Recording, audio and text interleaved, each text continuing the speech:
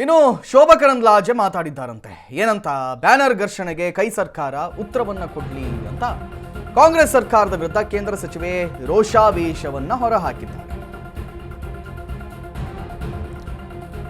ಬಳ್ಳಾರಿಯಲ್ಲಿ ರಕ್ತ ರಾಜಕೀಯ ಆಗ್ತಾ ಇದೆಯಲ್ಲ, ಬುಲೆಟ್ ರಾಜಕೀಯ, ಇದರ ವಿರುದ್ಧವಾಗಿ ಶೋಭಾ ಕರಂದ್ಲಾಜೆ ಕಿಡಿ ನುಡಿಯನ್ನ ಆಡಿದ್ದಾರೆ. ಕಾಂಗ್ರೆಸ್ನಲ್ಲಿ ಯಾರಿಗೂ ನ್ಯಾಯ ಸಿಗಲ್ಲ ಅಂತ ಶೋಭಮ್ಮ ಬೆಂಕಿ ನಿಗಿ ಆಗಿದ್ದಾರೆ. ಬಳ್ಳಾರಿಯಲ್ಲಿ ರಕ್ತದ ಹೊಳೆ ಹರಿಸ್ತೀನಿ ಅಂದಿದ್ದು ಯಾರು? ಕಾಂಗ್ರೆಸ್ ಶಾಸಕರಿಗೆ ಸಿಗದ ನ್ಯಾಯ ನಮಗೆ ಸಿಗುತ್ತಾ? ಪುಲಕೇಶಿ ನಗರ ಘರ್ಷಣೆ ನೆನಪಿಸಿ ಸರ್ಕಾರಕ್ಕೆ ಶೋಭಾ ಕರಂದ್ಲಾಜೆ ತಿವಿದಿದ್ದಾರಂತೆ. ಶೋಭಾ ಕರಂದ್ಲಾಜೆ ಮಾತಾಡಿದ್ದಾರೆ ಮಾಧ್ಯಮಗಳೊಂದಿಗೆ, ನೋಡ್ಕೊಂಡು ಬನ್ನಿ. ಮಾಡಿದ ತಪ್ಪೇನು?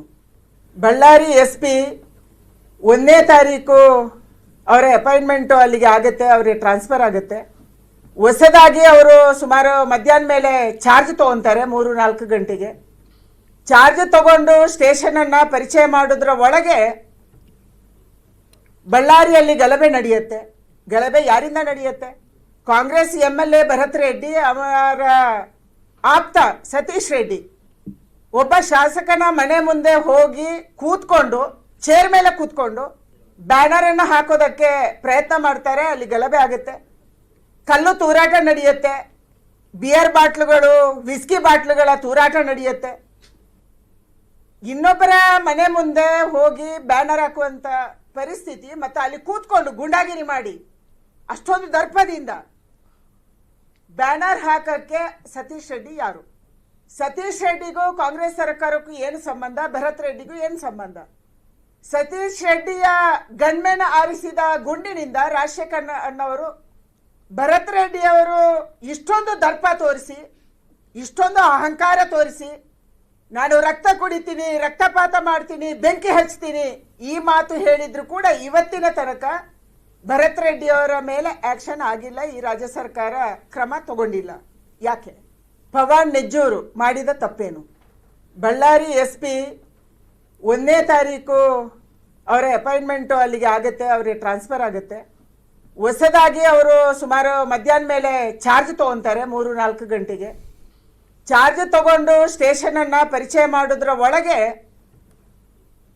ಬಳ್ಳಾರಿಯಲ್ಲಿ ಗಲಭೆ ನಡೆಯುತ್ತೆ. ಗಲಭೆ ಯಾರಿಂದ ನಡೆಯುತ್ತೆ? ಕಾಂಗ್ರೆಸ್ MLA ಭರತ್ ರೆಡ್ಡಿ, ಅವರ ಆಪ್ತ ಸತೀಶ್ ರೆಡ್ಡಿ ಒಬ್ಬ ಶಾಸಕನ ಮನೆ ಮುಂದೆ ಹೋಗಿ ಕೂತ್ಕೊಂಡು, ಚೇರ್ ಮೇಲೆ ಕೂತ್ಕೊಂಡು ಬ್ಯಾನರನ್ನು ಹಾಕೋದಕ್ಕೆ ಪ್ರಯತ್ನ ಮಾಡ್ತಾರೆ. ಅಲ್ಲಿ ಗಲಭೆ ಆಗುತ್ತೆ, ಕಲ್ಲು ತೂರಾಟ ನಡೆಯುತ್ತೆ, ಬಿಯರ್ ಬಾಟ್ಲುಗಳು, ವಿಸ್ಕಿ ಬಾಟ್ಲುಗಳ ತೂರಾಟ ನಡೆಯುತ್ತೆ. ಇನ್ನೊಬ್ಬರ ಮನೆ ಮುಂದೆ ಹೋಗಿ ಬ್ಯಾನರ್ ಹಾಕುವಂಥ ಪರಿಸ್ಥಿತಿ, ಮತ್ತು ಅಲ್ಲಿ ಕೂತ್ಕೊಂಡು ಗುಂಡಾಗಿರಿ ಮಾಡಿ ಅಷ್ಟೊಂದು ದರ್ಪದಿಂದ ಬ್ಯಾನರ್ ಹಾಕಕ್ಕೆ ಸತೀಶ್ ರೆಡ್ಡಿ ಯಾರು?